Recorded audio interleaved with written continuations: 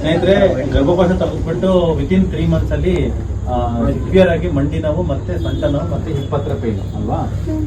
ಅಂದ್ರೆ ಅದು ಕಡಿಮೆ ಆಗಿದೆ, ಇವಾಗ ಮಂಡಿನೂ ಜಾಸ್ತಿ ಇದೆ.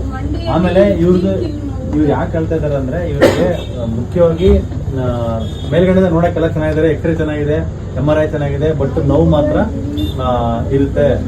ಸುಮ್ಮನೆ ಹೇಳ್ತೀರಾ, ಸುಳ್ಳು ಹೇಳ್ತೀರಾ ಅಂತ ಹೇಳ್ತಾರೆ.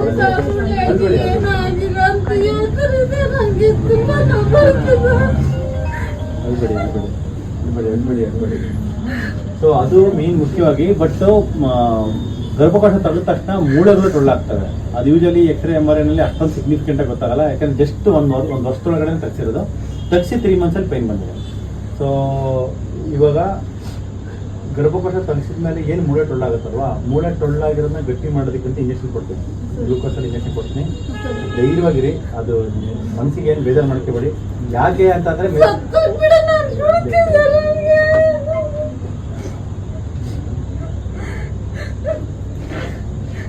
ಆ ಥರ ಏನು ಅನ್ಕೊಂಬೇಡಿ.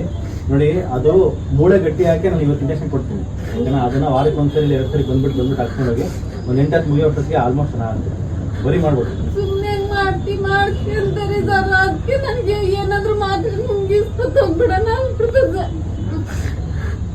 ಯಾರು ಬೈಯೋದು? ಮನೇಲಿ ಎಲ್ಲರೂ ಬೈತಾರೆ. ಅದ್ಬಿಡಿ, ನಾನಿವತ್ತು ಇಂಜೆಕ್ಷನ್ಸ್ ಮಾತ್ರೆಗಳೆಲ್ಲ ಚೇಂಜ್ ಮಾಡಿ ಕೊಡ್ತೀನಿ, ಚೆನ್ನಾಗ್ತೀರಾ. ಮೇನ್ಲಿ ಅದೇನೆ ಮುಖ್ಯವಾಗಿ. ಗರ್ಭಕೋಶ ತೆಗೆದಾಗ ನೋವು ಬರುತ್ತೆ, ಹೊರಗಡೆಯಿಂದ ನೋಡಕ್ ಚೆನ್ನಾಗಿ ಕಾಣ್ತಿರ್ತಾರೆ, ಆರೋಗ್ಯವಾಗಿದ್ದಾರೆ ಅಂತ ಅನ್ನಿಸ್ತಾ ಇರುತ್ತೆ. ಬಟ್ ಒಳಗಡೆ ನೋವು ನಮಗೆ ಗೊತ್ತಿರುತ್ತೆ. ನೋವಿರೋದ್ರಿಂದ ನೋವಿಲ್ಲ ಅಂದ್ರೆ ಮಲ್ಕೊಂತೀರಾ? ಮಲ್ಕೊಂತೀನಿ ಸರ್, ನಿದ್ದೆ ಬರಲ್ಲ. ಮುಂಚೆ ಎಲ್ಲ ತುಂಬಾ ನಿದ್ದೆ ಮಾಡ್ತಾ ಇದ್ದೆ ಸರ್, ನಿದ್ದೆನೇ ಬರಲ್ಲ ಇವಾಗ. ನಾನು ಕೊಡ್ತೀನಿ ಮೆಡಿಸಿನ್ಸ್, ನಿದ್ದೆಗೆ ಅದಕ್ಕೆಲ್ಲ ಕೊಡ್ತೀನಿ. ಮಾತ್ರ ಇವತ್ತು ಒಂದು ಇಂಜೆಕ್ಷನ್ ಮೇಲೆ ಫೋಕಸ್ ಮಾಡೋದು, ಮಾತ್ರೆಗಳು ಕಮ್ಮಿ ಮಾಡಿ, ಓಕೆನಾ? ಅಳ್ಬೇಡಿ, ಧೈರ್ಯವಾಗಿರಿ. ನನಗೆ 1.5-2 ತಿಂಗಳು ಟೈಮ್ ಕೊಡಿ, ಅಷ್ಟೊತ್ತಿಗೆ ಕಂಪ್ಲೀಟ್ ಸರಿ ಆಗ್ತದೆ. ಊಟ ಪತ್ತೆ ಯಾರು ಕೊಡ್ತೀನಿ ಇವತ್ತು, ಪತ್ತೆ ಅದೇ ಪ್ರಕಾರ ಮಾಡ್ತೀನಿ.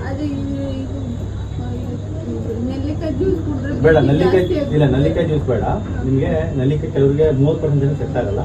ಬೂದುಗುಂಬಳಕಾಯಿ ಸೆಟ್ ಆಗಿದೆಯಾ? ಬೂದುಗುಂಬಳಕಾಯಿ ಜ್ಯೂಸ್ ಸೆಟ್ ಆಗಿದೆಯಾ? ಇಲ್ಲ, ಬೂದುಗುಂಬಳಕಾಯಿ ಜ್ಯೂಸ್ ಏನಾಗಲ್ಲ, ಎದೆಯವರಿಗೆ ಕಮ್ಮಿ ಆಗುತ್ತೆ, ಕುಡೀರಿ. ಕೊತ್ತಂಬರಿ ಸೊಪ್ಪಿನ ಜ್ಯೂಸ್ ಉಂಟು, ಅವೆರಡು ಜ್ಯೂಸ್ ಕುಡೀರಿ. ಬೇರೆ ಎಲ್ಲ ನಿಲ್ಲಿಸಿ ಮಾಮೂಲಿ ಪತ್ತೆ ಮಾಡ್ತೀನಿ. ಧೈರ್ಯವಾಗಿರಿ. ನೀವೇ ಇನ್ನು 2 ತಿಂಗಳು ನಿಮ್ಮದೇ ಒಂದು ವಿಡಿಯೋ ಮಾಡ್ತೀನಿ, ಅದ್ರಲ್ಲಿ ನಂಬ್ತಿತ್ತು. ಜವಾಬ್ದಾರಿ ನಮ್ದು.